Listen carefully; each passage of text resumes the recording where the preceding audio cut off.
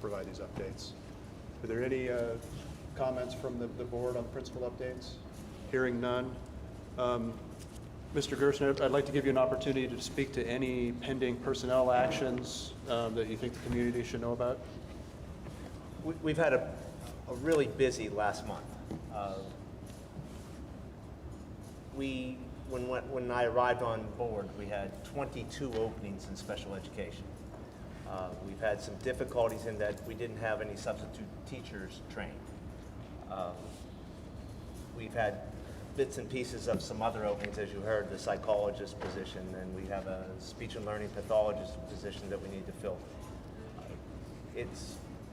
We're working very diligently to try to fill those. That would have normally taken place over the summer months, but it didn't happen. So we're trying to play catch up at this point. And I apologize again for not having a certified English teacher in there until this week at the high school, and it took us some time, but we were able to get that rectified. We're going to work very diligently to see to it this doesn't happen again, Mr. Kopp. It's just not what we want to do. We have teachers who need training in safe crisis management for those students who need to have the requirement to be restrained if they become aggressive. And we couldn't do that because we don't have substitute teachers to go in and pinch hits while we're training folks. We're rectifying that at present as well. So we'll have an official personnel report to tell you who we've hired and who's left us each month from this time forward. I would just tell you the last month has been difficult for us, and there were too many to list for us for this time, but we'll have it for you next month. Thank you for your patience. Any questions of the board? Hearing none. Also, Mr. Gerstner, we just heard a little bit about the summer training for college and career readiness standards, and I hope just from an executive level that you can provide us a snapshot of where we are and where you see us going. Sure. This is our second year of college and career ready standards for mathematics at the elementary level. The most profound change as an educator for most of us is the fact that our teachers are no longer working in isolation. They're working collaboratively. So when it comes to planning a lesson, when it comes to assessing what we taught, when it comes to assessing what the students have learned, we're doing this collaboratively. So if your child is at the elementary level in the second grade, it should be transparent between classes. What they're doing in one class, they should be doing the same in the other because they're collaborating together and moving forward. It's very different than even from just a few years ago, when teachers taught in isolation, they went into their classes and worked independently. This collaborative model is also going to assist us when we move over into a new school like Kingsolver, where we have literally only a couple of walls in the classroom, and children will be able to move from one space to the other to work in a learning center, for instance. So they've been instructed, the teachers have had some initial instruction, and we'll have instruction throughout the year on how to work on things like project-based learning for children. Children are able to take on different roles. They can be a leader, they can be a designer, they can be a follower, they can just be someone who picks the paper and move it from one side to the other. Everybody has to take on a role, and sometimes those roles can be interchangeable. What project-based learning allows is for children to find their way with a group. And it's very different than sitting at a desk in a row, facing a chalkboard, and working independently the entire time where it's teacher directed. We will be working with our teachers and our children to facilitate learning in some of the spaces that we're going to have as we move forward. It will not be the teacher stands and delivers. So that will be a large change. The 6th through 8 teachers this year were also trained in the literacy standards, and they've jumped in great guns. It was very impressive. They worked collaboratively at the beginning. They didn't have to implement these things because we were only getting the materials in, but they have jumped full force into working with the new standards, and it's very impressive what they've done here at Scott Middle School in 6th through 8 in literacy, so thank you.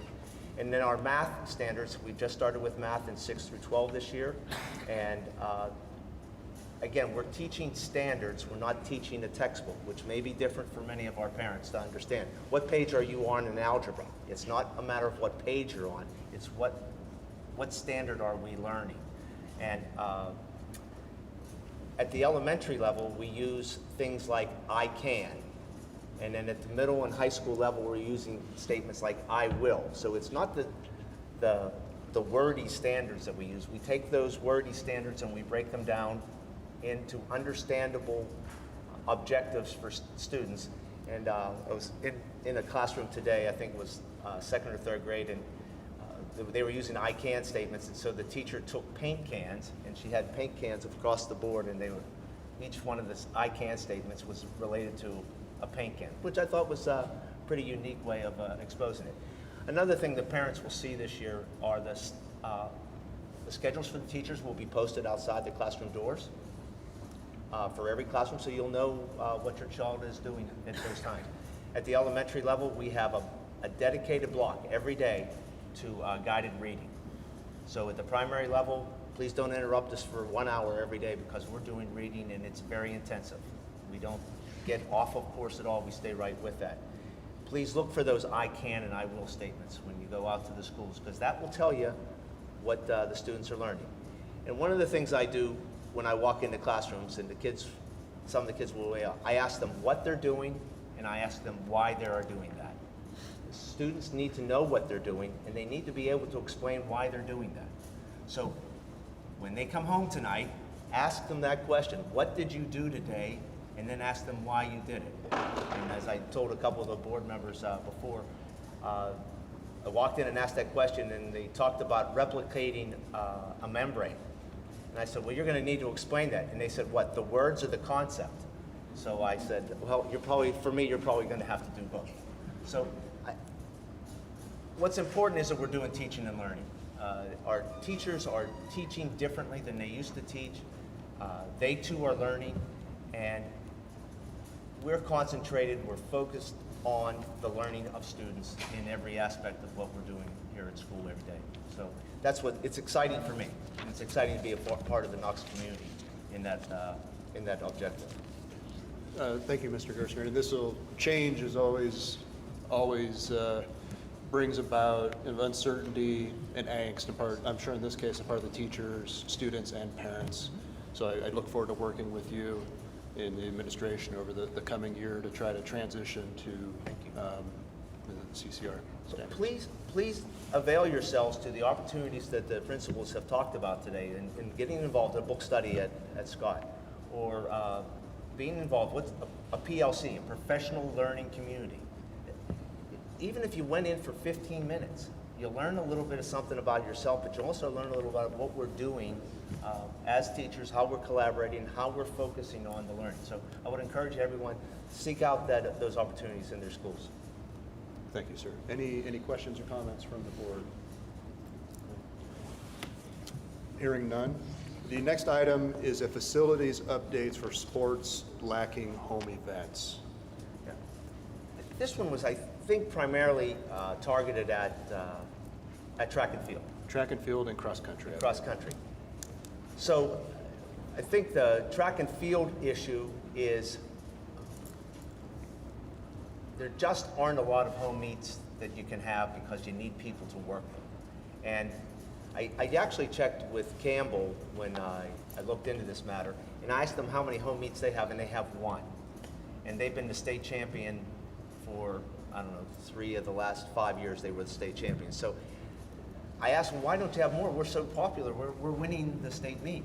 And the answer was, it just takes a gaggle of people to do it, and there aren't as many meets for track and field as there are basketball games.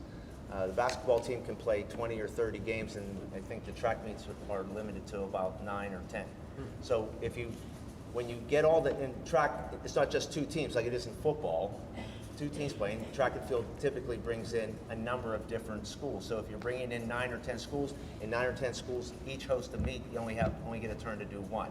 So that's the really not a very good answer to why we don't have more. I think we would love to host a lot, but we also have to understand not everybody wants to come here to be hosted, and then the legwork that it takes. It's easy to work with the athletes and help them become very good at what they're doing. It's another thing to organize who's going to run the high jump pit, who's going to run the long jump, and who's gonna sit there in time. I mean, anybody who's worked the track meet knows if you run the 100-yard dash and you have 8 lanes, you got to have 8 timers that sit there amongst all the other events that are going on. So it's a labor-intensive aspect.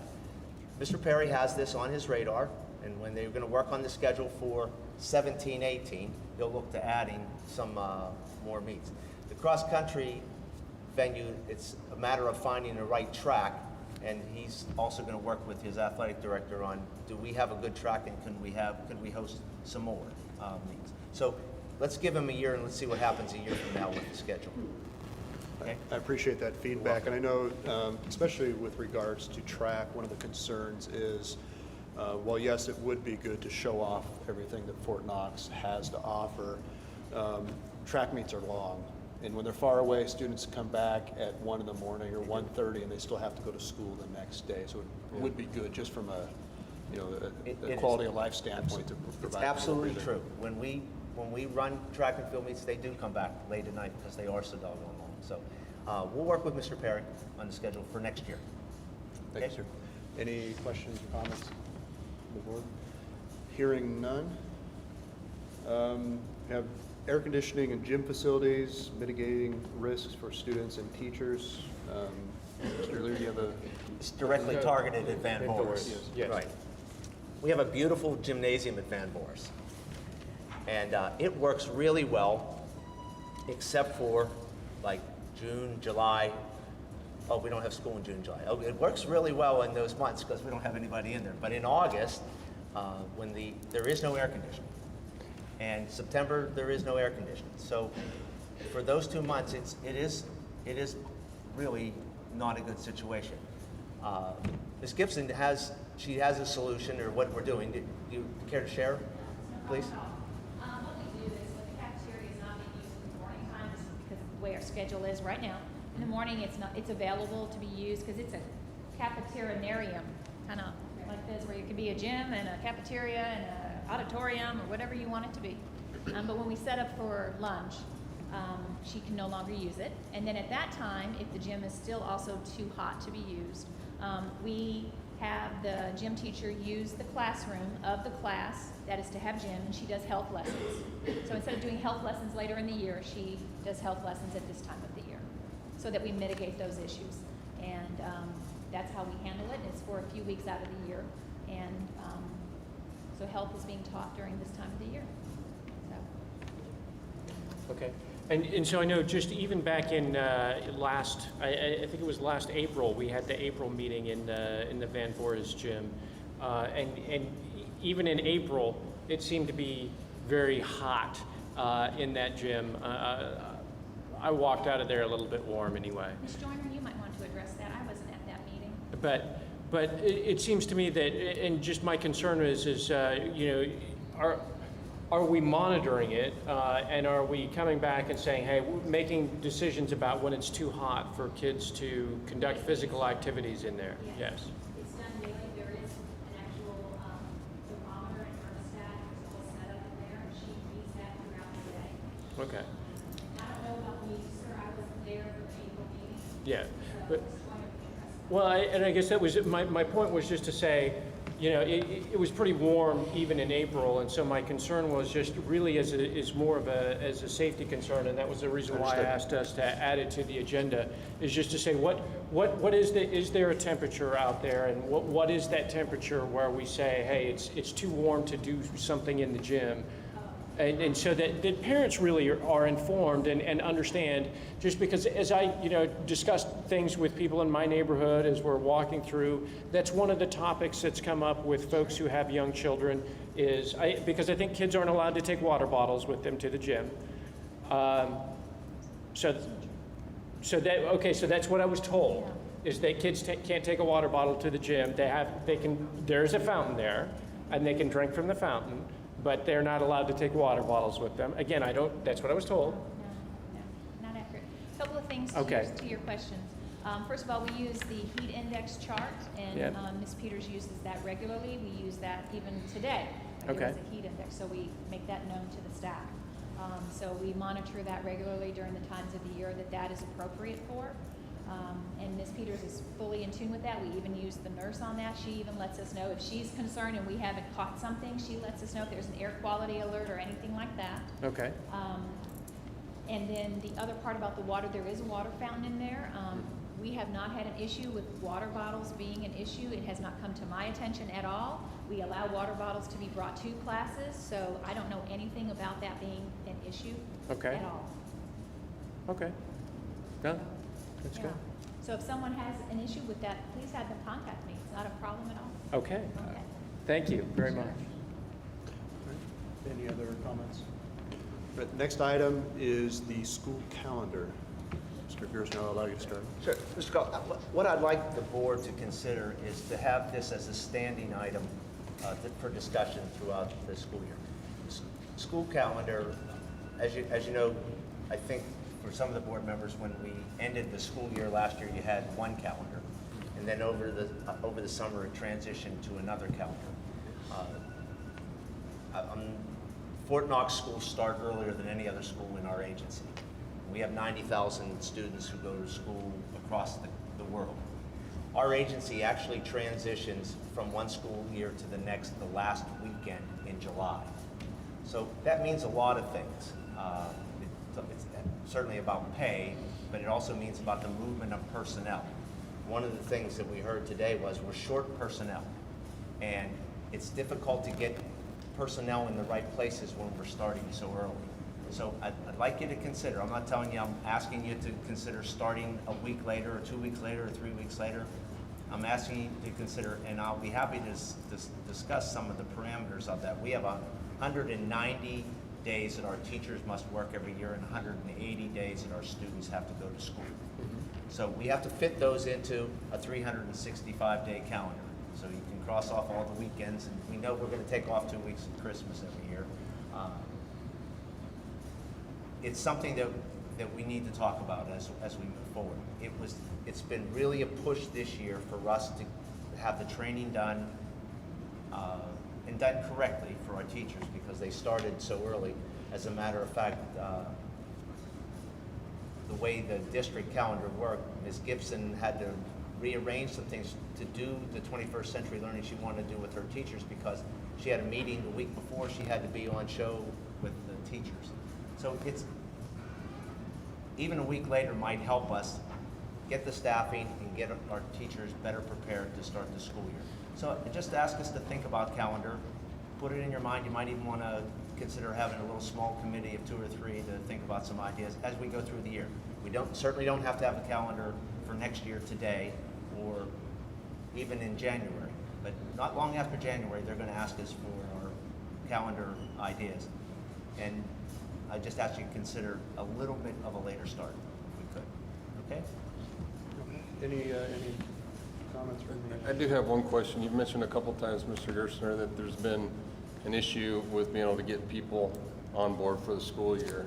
And what's the primary delay in that? I mean, if a school gets out the first week of June, we start the first week of August, you can't move a person from another school in the DODEA system within that time frame, or you can't have enough time to hire someone new?